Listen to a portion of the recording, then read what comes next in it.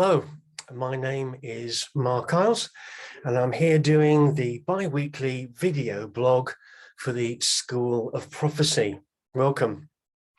I thought, having started last time with the rather challenging subject of why prophecy doesn't work in the church today, and identifying three really fundamental biblical reasons that are holding it back, it'd be much more positive to look at three elements of really important elements in prophetic culture that really make prophecy part of church life. I think before I get into the three items, which are expectation, encouragement, and example, expectation, encouragement, and example, I think we need to overcome the fundamental problem that there aren't many examples of biblical prophecy working through the whole church family, where, as intended in the Bible, it's a gift available and working through most members of the church family, and it's an integral part with other important elements of the family life. The models we tend to have today are more based around itinerant ministries who travel from church to church and are the examples and the training that we can get access to. Or there are sometimes leaders in the church who, through their position, are able to take the prophetic a lot further because they're already respected and have authority in important areas. But let's have a look at these three particular features, having talked about last time in the previous video blog about what's holding back prophecy working in the church. Let's look at three particular items which are key to prophetic culture and will really help prophecy evolve and emerge as Father intended it through the whole church family. So the first element is to introduce into the prophetic culture expectation. And it's quite important in expectation that in the same way as all the areas of church life are allocated to the responsibility of somebody in the leadership, even if there's multiple areas, we do need a leader who is appointed to be responsible for the development and oversight of the prophetic in the church, not treating it like all the other areas, youth work, worship, teaching, rota, serving, catering teams, means that we are not treating it the same and it won't emerge or be taken with the same seriousness. The next area of expectations needed in the church family's life is teaching. The church needs teaching about the gift of prophecy. What's happening in many churches is people like myself who are around in the charismatic renewal of the 70s and 80s who had great experience in the prophetic gift. We've now got many people who are coming into the church who just don't know about supernatural gifts, particularly the gift of prophecy, and then are faced with hearsay and perhaps the experiences they've had in an outside church. We need teaching on what the gift of prophecy is and what it isn't. And obviously, going back to the last blog, the differences between New Testament and Old Testament prophecy, New Covenant and Old Covenant prophecy, as I referred to it, and the particular areas that the church needs to understand is how to test prophecy and move in faith in it, and what the correct response to prophecy is, rather than just assuming it's an Old Testament prophecy where they wait for it to actually happen. The last item in expectation, which creates the right culture for prophecy to flourish, is for there to be natural opportunities for the prophetic to come in the meeting.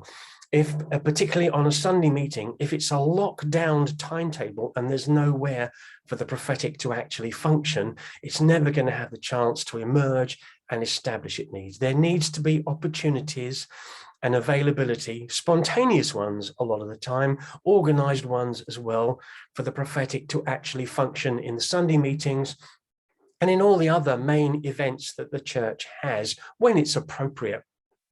So that's expectation, an appointed leadership, a teaching program for the whole church family, and obvious opportunities for the prophetic to be able to function as part of normal church family life. The second one is encouragement. The second element of prophetic culture that's important for prophecy to function completely and healthily is encouragement. In that, we need a learning environment. Unfortunately, one of the Old Testament flavors of prophecy is either true prophecy or false prophecy, which is not the case And we then end up in this failure culture. Learning environment is where you can take a risk and learn and get things wrong and learn from your mistakes, rather than the first time you make a mistake, which will happen because prophecy is not perfect in the new covenant, you get completely shut down as a false prophet. We need a learning environment, which is so true in many other areas of the church. Obviously, we have to manage the risk associated with when people are practicing. But at the same time, they need to know they're encouraged and brought on and can be tutored and mentored to bring their gift through as they learn about their mistakes and they learn about the prophetic. On a more organized front, there needs to be training courses for those people who potentially have a prophetic gift, the Romans 12:6, if your gift is prophecy, actual training courses where we can take people who clearly have the gift or the potential for the gift, and we train them up and bring them through. And that's one of the problems that the church is experiencing at the moment, the lack of investment in prophetic training. And that's not always a church's fault because they don't have the resources necessarily. We're coming out of the pandemic into a brand new environment, with the church having had a 2-year difficult period of being able or not able to meet together. And the prophetic really needs to be part of this journey amongst the other gifts. And without that investment and training courses in the prophetic, it's not really there to support us, a time where the future really is an unknown.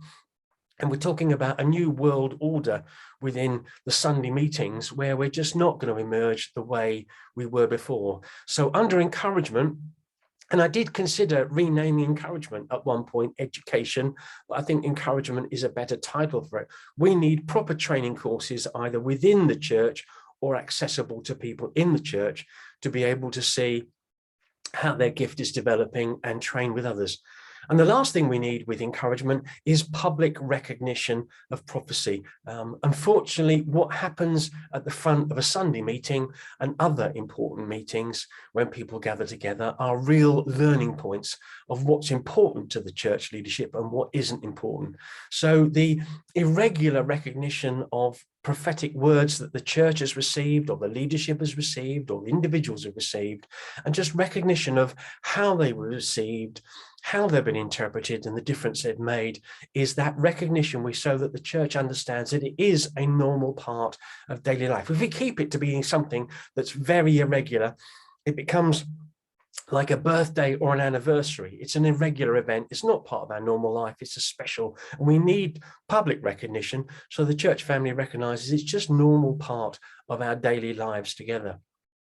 And the third and final element of prophetic culture, which really helps prophecy develop the way the Bible intended, is example.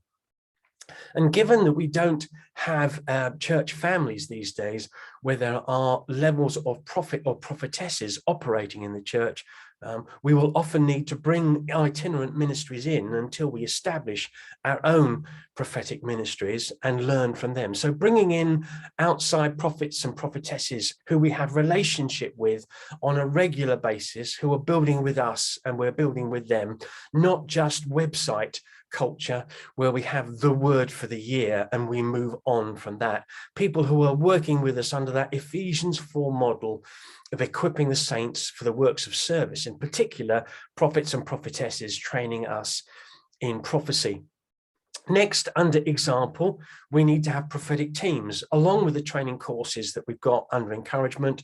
People, men and women, will be coming through trained in the prophetic, and they become healthy examples. They become very much like the white blood cells in our blood. They're a natural part of daily life. They're everywhere, and they protect us and set examples from viruses and other influences coming in. The leaders can't afford to be everywhere. The prophets and prophetesses, if you have them, can't be everywhere, but a prophetic team is much more available and included in the day-to-day life of the church, and through that they can be setting an example and guiding other people, particularly noticing those who are young and potentially in the prophetic gift, and then feeding them through to training courses, guiding people on how to test prophecy, and just making sure that there's no Old Testament judgment and punishment flavor coming through misunderstanding. And the last item I want to bring out an example is programmed ministry. We had under expectation opportunities for the prophetic to work. So there needs to be those spontaneous and life-giving opportunities. We had under encouragement, we had public recognition of the prophecies we've had received that have blessed us and guided us and helped us on our journey. But we also need, under example, program ministry times. And I think one of the things that I remember in my early church life, we didn't have baptisms or other events like that, maybe not marriages because they tend to be prayer times, but we didn't have baptisms without there being the opportunity after the baptism for the people concerned to receive public prophetic ministry from those who are gifted in that area. So programming in ministry, organized times, that doesn't make them any less impactful. Organized times for prophetic ministry is really important under example. So we have covered the three important elements, all beginning with E, unsurprisingly: expectation, encouragement, and example. And if each church is going to do it in their own way, in their own flavor, depending where they are on their journey. But as a result of that, those three items, as we work for them where we are, will enable the prophetic to come through exactly as the Bible had intended. Thank you very much for that. Do subscribe if you're interested in our video blogs. Unfortunately, everybody says that, but that's the way it is. And if you have any serious questions, and I do emphasize serious, please do email me and I'll be happy to answer them. Thank you very much for your time.